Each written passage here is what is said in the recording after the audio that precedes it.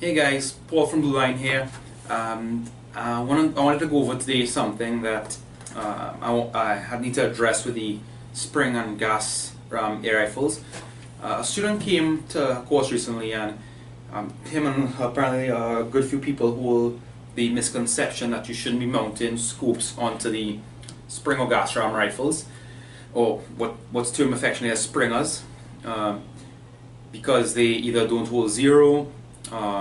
Scopes are damaged on them, and so you can mount a scope in a way that it won't hold zero and they can be damaged, and I'm going to go over that and why you need to use certain types of scopes and why there's something in particular you need when mounting scopes onto these type of rifles. Now first, I've safety checked the guns, but just for the purpose of redundancy, try to check to see if there's any pellet inside. There's nothing inside, and the reason I don't break the entire barrel is because I don't want to cock the mechanism. I don't like doing any kind of work or touching any of these rifles when they're in a state where they're capable of being fired at all. And actually, if you dry fire some of these, as in fire without the pellet in it, you can actually damage the mechanism very badly. So, alright, so this one's not capable of being fired. Safe direction still. Nothing. And this one, same thing. Still safety check here. Make sure you can see light through the barrel. Nothing's in the barrel. Alright, and if you notice, I take off the safety and nothing happens because it's not actually cocked. But I still have the safety locked in any case. Alright, so first thing you need to have is a scope that is capable of being shot and be mounted on these rifles and taking that recoil. And yes, people say, but they use certain scopes on high-powered rifles, on .38 calibers, even some big rifles, and they hold up just fine. That's because when you fire traditional firearm, traditional rifle, fire, bow, recoil, goes right back into you. Scopes are designed for that. They're not designed for what you call, some people term, I should say, reverse recoil and shaken recoil and all kind of different things people label it as. But the thing is, when you fire this, the piston is cocked back by cocking the spring or gas rifle, and when it's fired, piston moves forward, slams in the front, so you get type of front recoil slightly. Obviously, I'm exaggerating for the purpose of demonstration. Goes forward and then shakes a little bit, more so with the spring than the gas ram, but still gets that type of recoil. The scopes aren't designed, regular scope is not designed to take the recoil in that direction, in that manner. So you might get, after a few shots, you find that you're not only losing zero, you might mash up your scope, you might damage it, the lens is shaking, and that's it, you've ruined your scope. These scopes are designed to take that pressure. This is a UTG, and they use something called the True Strength platform, just fancy word for shockproof. But all of the UTG scopes are shockproof, at least the ones in this line. And you want a scope that is shockproof, and some companies might say their scopes are shockproof. Look for user reviews and so to make sure guys who have actually mounted it on their rifles, fired, and it's held up to the recoil. Always check that, because even some that are shockproof and technically are, they may not last that long. This one, I've been shooting on different rifles for a while and it's held up. I don't expect that to change. That's one aspect. Now another aspect here, and I'm going to take off the scope and put it here and show you the important thing. The really important thing is this, that when you fire, because of the type of recoil, you see how these scope rings are? Each shot, if it doesn't have something to clamp it in place besides the actual fixtures here, it's going to slide back ever so slightly. So you're going to lose a zero, and it's going to keep on sliding back on your rail until it's edging off of the rail. It's going to keep on going back slightly with each shot because of how the recoil affects the mounting the rings. That's why it's important to use air rifle rings designed for this. And I'm going to show you inside and what makes these special when I change it to here. First of all, mounting a scope as well, even if it is a shockproof scope, still mount it with a shock rail. Now they have the one-piece mounts that they'll tell you designed for shock, specifically for air rifles. If it's one designed for that, those work in my experience pretty good. Those actually work the best. And one thing though, they will not be able to take things like this, like compact scopes, where there's barely enough room to put these two rings, so you need two separate rings to space it. But the one-piece ones that designed for shock absorption, they're great. Put a real shockproof scope on it. With that, you won't have any worries. In the case of these rings, with a shockproof scope, you're supposed to be able to mount it directly onto the rifle. There is a buffer here. This is a, I believe it's a Gamo designed shock rail, additional. I like to put one of these or something else that absorbs shock if I'm just putting rings by themselves that are not actual shock rings or designed for that. And I've actually taken one off of my other rifle, the Gamo, and put it onto my Wyrock here, and it fit pretty good. And I'll show you a close of that just now. And the important thing is, see these little holes here? So here we've got the shock rail, dovetail up here, and this hole is where the stop pin goes into. Now there's one in front as well, for I guess if you're mounting your scope with the ring with the stop pin in front. Some people may do that. I prefer to put it in the back, just probably because I've always done it that way. It's always worked that way, and traditionally that's the way it's done. So right here, stop pin goes into there and holds firm so the scope won't slide back with each shot taken. So got my tools here. Always when you're taking rifles anywhere, whether it's hunting, whether it's on your range, always have your Allen key sets that will fit all the necessary fittings. So bear with me. I've a good idea of which keys I need for which rings. Alright, now if you notice too, a little pro tip here, keep a magnet handy.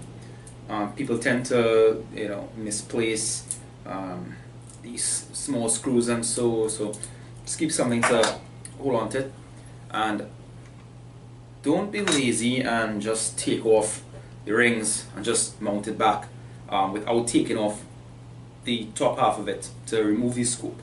And there's two reasons for that. Well, one, when you mount it like that, you may still have to adjust the scope a little bit, the weight's position in the rings, but get the scope off carefully.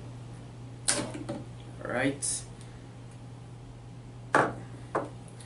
And you see how it's mounted here? I've loosened these rings here. Up. Again, safety. Never put your hand anywhere near the trigger guard or so. Some people tend to torque on your rings and they're a little hard and they start to grip on all kind of places. Make sure to have your hand somewhere safe.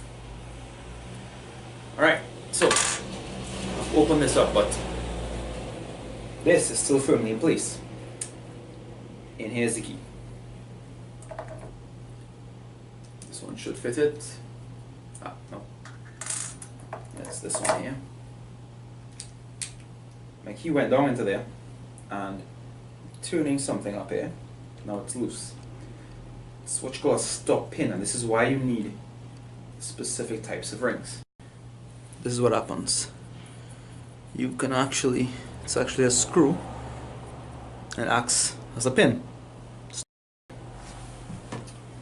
That goes right into here, and if this piece wasn't here, it would go straight into this part of the rifle.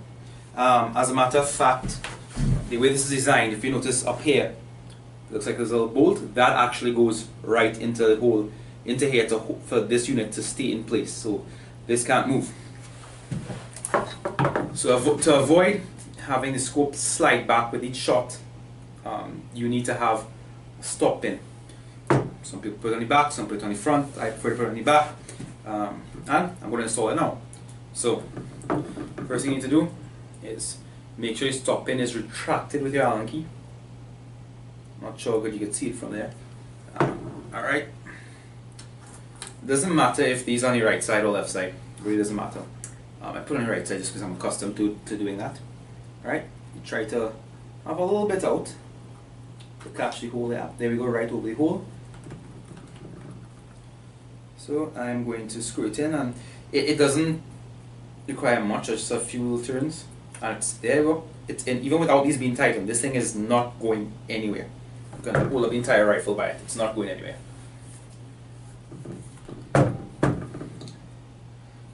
And as I said, the reason you're removing the scope is not just because you need to put it back on properly and adjust it, but also because you can't access this screw unless the scope is off. Make sure it's in good.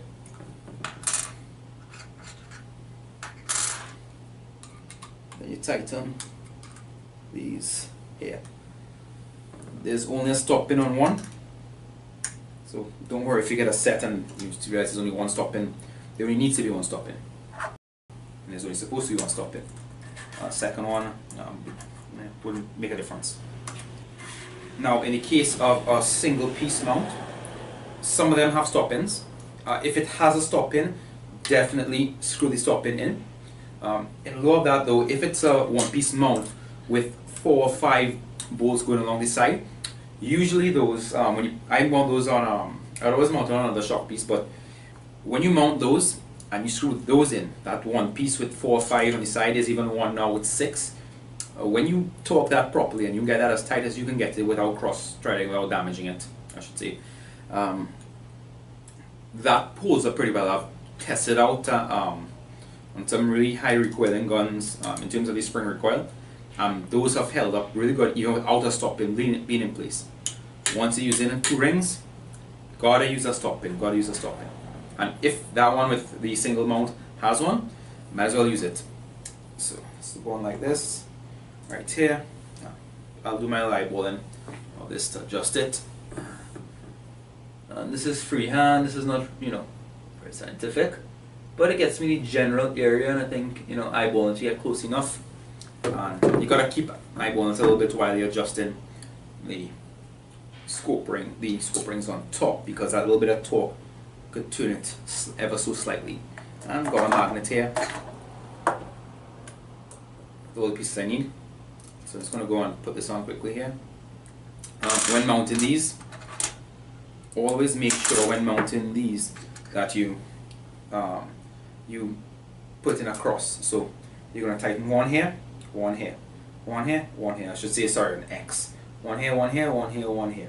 I like to tighten one ring entirely, make sure your scope is clamped down, and then go at the other one in slight and not full torque, full torque, full torque, full torque. Tight enough, tight enough, tight enough, tight enough. Then start torquing down in that X pattern. Always make sure you've got something steady or to rest on, or the rifle is rest in a steady position. This one, because of how it is, it's doing a good job of stabilizing itself like this. Now, another reason I said not to tighten it down all the way immediately is because you want to check while there's still some play where you can turn your scope slightly left and right. You could rotate, I should say. You could rotate it left and right. You have it a little too tight here, so I'm going to back off an X very slightly. It's backed off to the point. There we go. You can rotate it. Aim on something and make sure you line up. What I like to do is that I like to try and hold it as level as possible and use back here and use the cross here, the vertical line, to cut just down the center. There we go, that is good. And while it's like that, make sure it doesn't move. It's very easy to bump it with your hand, especially with turret sticking out, and move it slightly. And if you're doing any kind of real precision shooting with it, you are not going to have a good time afterwards if you bump that scope while putting it on and try to shoot or adjust with it. So there we go. We're just about tight enough.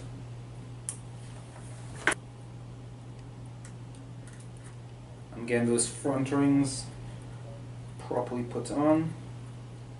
And again, same X pattern.